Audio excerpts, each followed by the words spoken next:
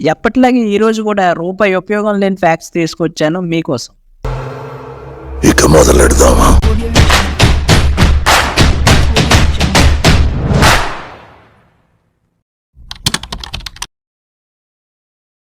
మన భూమి మీద వర్షం అనేది వాటర్లో పడుతుంది కదా, అదే వేరే ప్లానెట్స్ మీద వర్షం అనేది ఎలా పడుతుంది అన్నది తెలుసుకుందామా? వేనస్ ప్లానెట్ మీద సల్ఫ్యూరిక్ యాసిడ్లో వర్షం పడుతుందంట. అలాగే టైటాన్ ప్లానెట్ మీద మీథేన్లో పడుతుందంట. నెప్ట్యూన్ గ్రహం మీద డైమండ్స్లో వర్షం కురుస్తుందంట. అలాగే HD 189733b అనే గ్రహం మీద వర్షం అనేది గ్లాస్ రూపంలో పడుతుందంట. అండ్ ఫైనల్గా OGLE అనే ప్లానెట్ మీద వర్షం అనేది లిక్విడ్ ఐరన్ రూపంలో పడుతుందంట. మీరు ఎప్పుడైనా మీ వెహికల్తో రోడ్ మీద వెళ్ళేటప్పుడు అనుకోకుండా యాక్సిడెంట్ జరిగితే అవతల వాళ్ళకి మీరు అసలు సారీ చెప్పకూడదంట. ఎందుకంటే ఒకవేళ అతను కోర్టులో కేసు వేస్తే మీరు చెప్పిన సారీ అనే మాటని అవతల వాడు ఎలా వాడుకుంటారు అంటే, మీరు రాంగ్ రూట్లో వచ్చి గుద్దడం వల్లనే మీరు గిల్టీగా ఫీల్ అయ్యి నాకు సారీ చెప్పారని కోర్టులో నిరూపించగలడంట. అందుకనే ఏదైనా మాట్లాడి కానీ సారీ మాత్రం చెప్పదు, ఒకవేళ మీరు గుద్దేసినా సరే.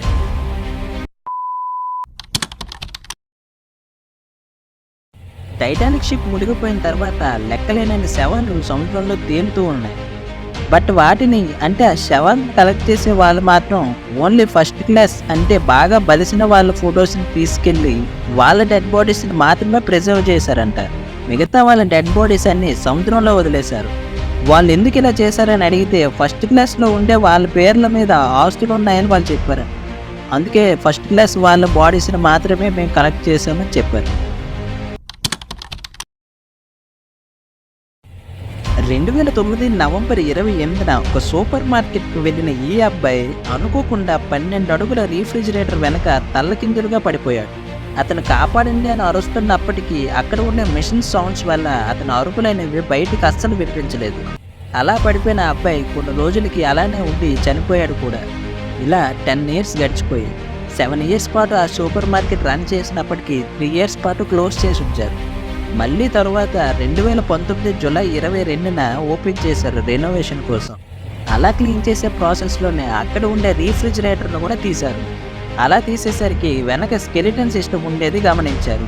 ఇలా చూసిన వెంటనే పోలీస్ డిపార్ట్మెంట్కి ఇన్ఫామ్ చేయగా వాళ్ళు వచ్చి DNA టెస్ట్ అండ్ క్లాత్స్ని గుర్తించి అక్కడ ఉండే అబ్బాయి 10 ఏళ్ల క్రితం తప్పిపోయిన అబ్బాయిని కన్ఫర్మ్ చేశారు.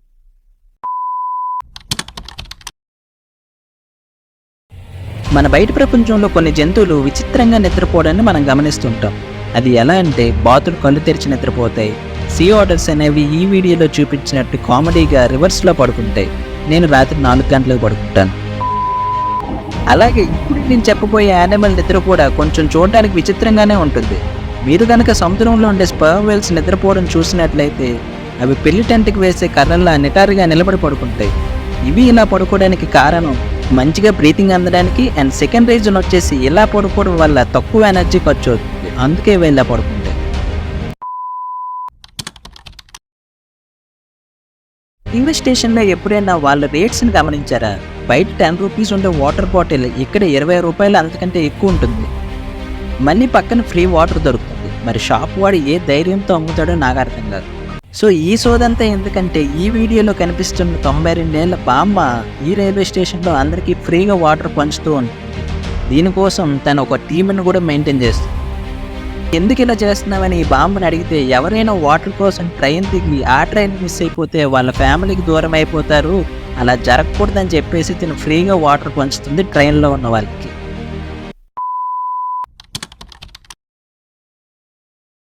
ఇంత ప్రశాంతంగా కనిపించే అంటార్టికా కింద సుమారు 138 వాల్కనోస్ ఉన్నాయంట. అదృష్టవశాత్తు అవి అంత యాక్టివ్గా లేవు, అంటే పేలడానికి రెడీగా లేవు, కానీ పేలే కెపాసిటీ వాటికి ఉందంట. సో ఏ క్షణమైనా పేలొచ్చు. 138 వాల్కనోస్ ఒక్కసారి పేలితే ఎలా ఉంటుంది అన్నది నీ ఇమాజినేషన్కి వదిలేస్తున్నా. మాథ్యూ అనే నేమ్ ఉన్న ఇతన్ని ఎప్పుడు చూసినా మత్తుగా ఉంటాడంట. కొన్ని మార్నింగ్ 90 వేసాడా అంటే ఇతనికి అసలు మందు అలవాటే లేదంట. మరి ఎందుకు ఇలా ఊగిపోతూ ఉంటాడు అని ఆరాధిస్తే ఇతనికి ఒక సిండ్రోమ్ ఉంది. అది ఏంటి అంటే ఆటో బ్రేవ్ సిండ్రోమ్. ఈ సిండ్రోమ్ ఉన్న వాళ్ళకి తన బాడీ ఓన్ ఆల్కహాల్ని లోపల క్రియేట్ చేసుకుంటూ ఉంటుందంట. అందుకే ఎప్పుడు చూసినా మత్తుగా ఉంటాడు.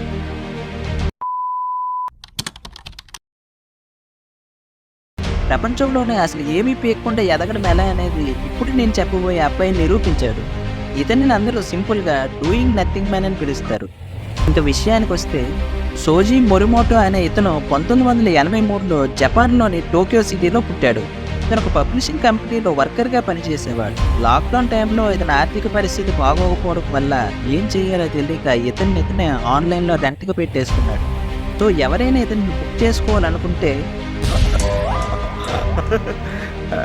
అంటే రెంట్కి తీసుకోవాలి అనుకుంటే అని చెప్తుంది. సో ఇతన్ని ఎవరైనా రెంట్కి తీసుకుంటే ఇతను వాళ్ళకి కంపెనీ ఇస్తూ వాళ్ళు ఏం మాట్లాడినా వింటూ వాళ్ళు చెప్పిన పనులన్నీ చేస్తూ ఉంటాడు. సో ఇతన్ని ఒక్కసారి బుక్ చేసుకోవడానికి సుమారు 10,000 యాన్స్ పెట్టాలంట. అంటే మన ఇండియన్ కరెన్సీలో 5,637 రూపాయలు అరవైనా ఉంటుంది. మనం చిన్నప్పుడు థర్మోకోల్ షీట్స్తో బాగా ఆడుకునే వాళ్ళం కదా. సినిమా సెట్స్లో కూడా వీటిని చాలా ఎక్కువగా వాడతారు.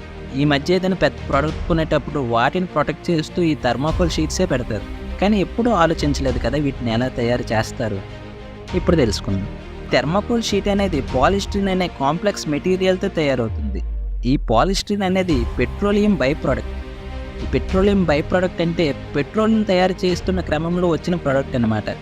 అంటే మనం ఇప్పుడు చెరుకు రసం చేసేటప్పుడు పిప్పు కూడా వస్తుంది కదా, పిప్పి చెరుకు రసం బై ప్రోడక్ట్. ఇది అంతే. థర్మోకోల్ తయారు చేసే ప్రాసెస్లో పాలిస్టిరిన్ను 100 డిగ్రీ సెల్సియస్ దగ్గర వేడి చేసి లిక్విడ్ ఫామ్లోకి మారుస్తారు. ఈ లిక్విడ్ని వాళ్ళు కావలసిన షేప్లో ఉండే మెటల్ కంటైనర్లో వేసి వేడి చేస్తారు. అంటే స్టీమ్తో, ఆవిరితో వేడి చేస్తారు. ఈ స్టీమింగ్ చేయడం వల్ల అది దానికి కావలసిన షేప్ వచ్చిన తర్వాత అదే షేప్ను మెయింటైన్ చేయడానికి మళ్ళీ దాన్ని చల్లబరుస్తారంట. ఇలా థర్మోకోల్ షీట్ అనేది రెడీ అవుతుంది. చాలా యూట్యూబ్ ఛానల్లో చూస్తూ ఉంటాం కదా, ఏలియన్స్ భూమి మీదకి వచ్చి వెళ్ళడం లేదా ఏదైనా స్పేస్ షిప్ గాల్లో తిరుగుతున్నట్టు వీడియోస్ అన్ని చూపిస్తూ ఉంటారు. కానీ ఒక్కదానికి ఇది కరెక్ట్, ఇది రియల్ అని ప్రూఫ్ ఉండదు. కానీ చాలామంది చెప్తూ ఉంటారు ఆ వీడియోస్ రియల్ అని, ఏలియన్స్ నిజంగానే ఉన్నాయి. కానీ హార్వర్డ్ యూనివర్సిటీ వాళ్ళు చెప్పేది ఏంటంటే ఏలియన్స్ ఇప్పుడు వచ్చేళ్ళడం కాదు, కొన్ని వేల సంవత్సరాల పాటు మనతో బతుకుతున్నాయి, మన మధ్యలో కలిసిపోయాయి కూడా. కొన్నిసార్లు కుమారి ఆంటీ హోటల్లో నీతో పాటు భోజనం కూడా చేసి ఉంటాయి, కానీ నువ్వు వాటిని గుర్తించలేదేమో అని చెప్తున్నారు. 1957 నుంచి 1976 వరకు ఒక famous and adventure bus service ఉండేది. ఈ బస్ సర్వీస్ పేరు హిప్పీ ట్రైల్. దీనినే ఓవర్లాండ్ రూట్ అని కూడా పిలిచేవారు. ఈ ట్రిప్లో భాగంగా ఈ సర్వీస్ లండన్ నుంచి ఇండియాలో ఉండే కోల్కతా వరకు ఉండేది. ఈ ట్రిప్ అనేది 3,200 కిలోమీటర్లతో 50 రోజుల పాటు సాగుతుందంట. రాజస్థాన్ రాష్ట్రంలో జైసల్మార్ సిటీకి 18 కిలోమీటర్ల దూరంలో ఒక విలేజ్ ఉంది. ఈ విలేజ్ పేరు కుల్దారా. ఈ విలేజ్ సుమారు 625 మంది జనాభాతో ఉండేదంట. 1825 సంవత్సరం సెప్టెంబర్ నెలలో ఒక రోజు రాత్రికి రాత్రే ఈ ఊరు మొత్తం ఖాళీ అయిపోయిందంట. అక్కడ ఉండే ప్రజలు ఎక్కడికి వెళ్ళిపోయారో, ఏమైపోయారో ఇప్పటికీ కూడా ఒక మిస్టరీగా మిగిలిపోయింది. కానీ కొన్ని స్టోరీస్ ప్రకారం ఆ రోజుల్లో ఆ ఏరియాను పరిపాలిస్తున్న మినిస్టర్ సలీం సింగ్కి ఆ గ్రామంలో ఉండే ఒక అమ్మాయి నచ్చి ఆ అమ్మాయిని బలవంతం చేయడానికి ట్రై చేశాడంట. కానీ అక్కడ ఉండే ప్రజలు దాన్ని ఆపి, ఈరోజు రాత్రి పూజ ఉంది, రేపు మార్నింగే అమ్మాయిని మీ దగ్గరికి పంపిస్తామని నచ్చజెప్పి రాజుని ఇంటికి పంపించారంట. రాజు ప్రజల మాటలు విని ఇంటికి వెళ్ళిపోయాడు. ఇదంతా ఎలాగైనా ఆపాలని చెప్పేసి ఆ ప్రజలు నైట్కి నైటే ఆ ఊరు ఖాళీ చేసి వెళ్ళిపోయారు.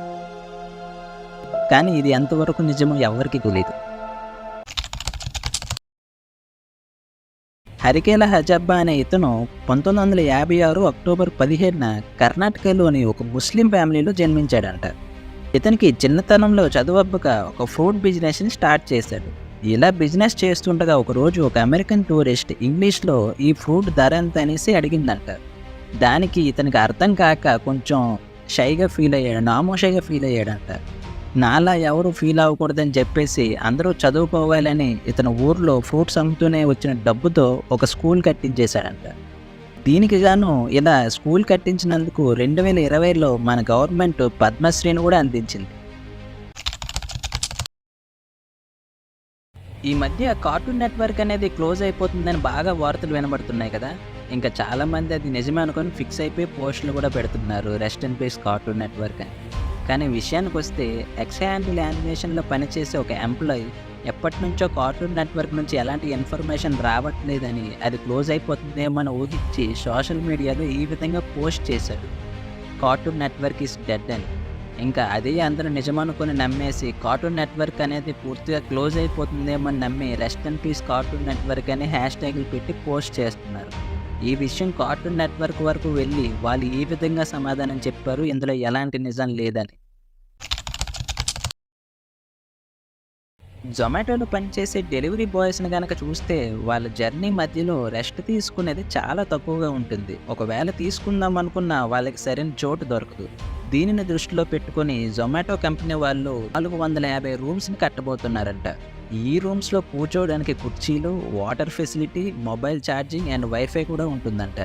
ఇక్కడ ఇంకొక ఫ్యాక్ట్ ఏంటంటే ఇది జొమాటో కంపెనీయే కాకుండా వేరే ఫుడ్ డెలివరీ కంపెనీ వాళ్ళు కూడా వాడుకోవచ్చంట. ఐడియా బాగుంది, కానీ జొమాటో వీళ్ళు కడతారంటారా? సునీల్ శెట్టి తెలుసు కదా, మన రజనీకాంత్ దర్బార్ మూవీలో విలన్గా యాక్ట్ చేశాడు. ఇతను 128 మంది నేపాలీ గర్ల్స్ని ముంబై రెడ్ లైట్ ఏరియా నుంచి కాపాడి వాళ్ళ ఇళ్లకు చేర్చాడంట. కానీ దీనికోసం అతను ఎక్కడా చెప్పలేదు. కానీ ఈ 128 మందిలో ఉండే ఒక అమ్మాయి ఒకరోజు మీడియాతో ఈ విషయం కోసం చెప్పింది. 2016 సంవత్సరంలో ఇద్దరు అన్నదమ్ములకి ఒకే రోజు ఒకే టైంలో 2 డిఫరెంట్ టికెట్స్పై లాటరీ తగిలింది. ఇద్దరు ఫుల్ హ్యాపీగా మనీ కలెక్ట్ చేసుకోవడానికి వెళ్ళారు. పెద్దోడికేమో లాటరీపై $291 మిలియన్ వచ్చాయి. చిన్నోడికి మాత్రం $7 మాత్రమే వచ్చాయి. ఇదిలా జరుగుతున్నప్పుడు చిన్నోడి మైండ్ వాయిస్ ఏంటో చెప్పండి, కౌనం చేయండి. 6 సంవత్సరాల నుంచి ఘోరంగా జరుగుతున్న యుద్ధం ఒక సూర్యగ్రహణం కారణంగా అక్కడతో ఆగిపోయింది. ఇది ఇలా ఎందుకు జరిగింది అంటే అప్పట్లో గ్రీక్స్కి మరియు మేధాస్కి జరిగిన యుద్ధంలో సడన్గా సూర్యగ్రహణం రావడం వల్ల, అప్పట్లో యుద్ధం మధ్యలో సూర్యగ్రహణం వస్తే దాన్ని వాళ్ళు అపశకునంగా భావించేవాళ్ళంట. సో అప్పుడు యుద్ధం జరిగినప్పుడు సూర్యగ్రహణం రావడం వల్ల ఇది ఇలా కొనసాగితే ఇద్దరికీ మంచిది కాదని భావించి వాళ్ళు యుద్ధం అక్కడితో ఆపేసి ఎవరింటికి వాళ్ళు వెళ్ళిపోయారు. ఆంథ్రోపాలజిస్ట్ రాబిన్ డోనర్ అనే వ్యక్తి ఒక థియరీని ప్రపోజ్ చేశాడు. ఈ థియరీ ఏంటంటే ఒక మనిషి సుమారు 150 రిలేషన్స్ని మాత్రమే మెయింటైన్ చేయగలడు. రిలేషన్ అంటే వేరేగా అనుకోకండి, అన్న, చెల్లి, తమ్ముడు, వదిన, ఇలా 150 రిలేషన్స్ని మాత్రమే మెయింటైన్ చేయగలడు అని. అమ్మా గిబ్సన్ అనే ఆవిడ తన ఎంబ్రియోని 1992 సంవత్సరంలో ఫ్రీజ్ చేసిందంట. తర్వాత మళ్ళీ 2017లో తన ఎంబ్రియోని యుటరస్లో ఇంప్లాంట్ చేసుకుని 2017లో మదర్ అయిందంట. ఏం మాట్లాడుతున్నావురా, నరాలు కట్ అయిపోయింది. 2000 సంవత్సరంలో కెవిన్ హైన్స్ అనే ఒక వ్యక్తి గోల్డెన్ బ్రిడ్జ్ నుంచి దూకేశాడంట. ఇలా ఎందుకు దూకాడంటే అప్పట్లో అతనికి మెంటల్ హెల్త్ సరిగ్గా లేదు. కానీ ఇలా దూకడం వల్ల అతని తలకి మళ్ళీ దెబ్బ తగిలి అతని మెంటల్ ఇల్నెస్ అనేది పోయింది. సో అప్పటి నుంచే అతను సూసైడ్ ప్రివెన్షన్ మీద అందరికీ అడ్వైస్లు ఇస్తూ ఉంటాడంట. 1912 ఒలింపిక్స్లో జరిగిన మ్యారథాన్ అనే రన్నింగ్ కాంపిటీషన్లో ఒక వ్యక్తికి ఇది కంప్లీట్ చేయడానికి, అంటే ఈ రన్నింగ్ కాంపిటీషన్ని కంప్లీట్ చేయడానికి 54 సంవత్సరాల 8 నెలల 6 రోజుల 5 గంటల 32 నిమిషాల 20 సెకండ్లు పట్టింది. రన్నింగ్ కాంపిటీషన్ కంప్లీట్ చేయడానికి ఎంతసేపు ఎందుకు పట్టింది? ఇతను రన్నింగ్ కాంపిటీషన్లో ఏమైనా పాకుడుకుంటే వెళ్ళాడంటే అదేం కాదు. విషయానికి వస్తే 1912 ఒలింపిక్స్లో జరిగిన రన్నింగ్ కాంపిటీషన్లో ఇతను కూడా పార్టిసిపేట్ చేశాడు. కానీ అది మధ్యలో ఆపేసి వాళ్ళ దేశానికి, అంటే జపాన్ వెళ్ళిపోయాడు. మళ్ళీ ఇతనికి 1966 సంవత్సరంలో ఇన్విటేషన్ వచ్చింది. అది ఏంటి అంటే మీరు ఆపేసిన ఆ రన్నింగ్ కాంపిటీషన్ని మళ్ళీ కంప్లీట్ చేయాలి అని. సో అతను మళ్ళీ 1966 ఒలింపిక్స్లో వచ్చి పార్టిసిపేట్ చేసి కంప్లీట్ చేశాడు. దానికి ఇన్ని ఇయర్స్ పట్టింది. మనం స్కూల్ పీరియడ్లో పనిష్మెంట్ ఇస్తారు కదా మనకి, హ్యాండ్స్ పైకి ఎత్తండి అని చెప్పి. వాళ్ళు చెప్పినప్పుడు ఎత్తుతాం, చూడకపోతే మళ్ళీ దించేస్తాం. ఇదంతా మనకి చాలా మామూలు విషయం. కానీ అదే చేతిని 40 సంవత్సరాల పాటు పైకి ఎత్తే ఉంచితే. ఈ వీడియోలో కనిపిస్తున్న వ్యక్తి పేరు అమర్ భారతి. 1973 వరకు ఇతను ఒక నార్మల్ మిడిల్ క్లాస్ మ్యాన్. ఒక మంచి భార్య, 3 పిల్లలు, ఇండియన్ బ్యాంకులో ఒక మంచి జాబు. ఇతని జీవితం ఇలా నార్మల్గా సాగుతూ ఉండేది. సడన్గా ఏమైందో తెలియదు కానీ అమర్ భారతి బుర్రలో పురుగు కదిలింది. తన జీవితం మొత్తం ఇంకా అంతా వదిలేసి శివుడికే అంకితమిద్దామని ఫిక్స్ అయిపోయాడు. ఇలా ఫిక్స్ అయిన అతను నా జీవితం ఇంకా శివుడికే అంకితం చేయాలనుకున్నాడు. ఇలా శివుడికి ఆరాధించే పనిలో భాగంగా ప్రపంచం మొత్తం శాంతితో ఉండాలని శివుడిని కోరుతూ తన చేతిని పైకెత్తాడు. అలా ఎత్తిన చేయి ఇప్పటి వరకు దించలేదు. జేమ్స్ రండి ఎడ్యుకేషనల్ ఫౌండేషన్ వాళ్ళు అప్పట్లో ఒక $1 మిలియన్ ఓపెన్ ఛాలెంజ్ చేశారు. Challenge. అదేంటి అంటే ఎవరైనా దెయ్యం ఉందని ప్రూవ్ చేస్తే వాళ్ళకి $1 మిలియన్ ఇస్తాము అని. ఇండియన్ కరెన్సీలో 8,20,00,000 అరౌండ్ ఎలా ఉంటుంది. కానీ అప్పట్లోనే దీనికి చాలామంది అప్లై చేసుకున్నారు, మేము ప్రూవ్ చేస్తామని. కానీ ఇప్పటి వరకు ఒక్కరు కూడా దెయ్యం ఉందని ప్రూవ్ చేసుకోలేకపోయారు. కానీ 2015లో ఈ ఓపెన్ ఛాలెంజ్ని వాళ్ళు తీసేశారు. ఎందుకంటే చాలా సంవత్సరాలు గడిచిపోతుంది, ఇంకా ఎవరూ రాలేదని తీసేశారు. మీకు విషయం తెలుసా, మనిషి బాడీలో కట్ అయిపోయిన పార్ట్స్ మళ్ళీ రీగ్రో అవుతాయి అంటే మీరు నిజంగా నమ్ముతారా? డెడ్పూల్ సినిమా నేను కూడా చూశాను రానకండి, కానీ ఇది నిజంగా నిజం. ఒక బేబీ మదర్ వూంబ్లో ఉండేటప్పుడు 8 వీక్స్కి ముందు ప్రమాదవశాత్తు బేబీకి చెయ్యి కానీ కాలు కానీ విరిగిపోతే అది ఈజీగా రీగ్రో అవుతుందంట, ఎలాంటి మార్క్ లేకుండా. నాసా ఒక కొత్త టెక్నాలజీని డెవలప్ చేశారు. ఈ టెక్నాలజీ పేరు ఫైండర్. ఈ ఫైండర్ అనేది ఒక బాక్స్లో ఉంటుంది. ఈ బాక్స్ అనేది ఏ నేలపై పెడితే ఆ నేల నుంచి కింద 20 నుంచి 30 ఫీట్స్ వరకు ఏదైనా హార్ట్ బీట్ వస్తే ఇది డిటెక్ట్ చేస్తుందంట. ఎర్త్క్వేక్ సమయంలో ఇది ఉపయోగపడుతుందని దీన్ని తయారు చేశారు.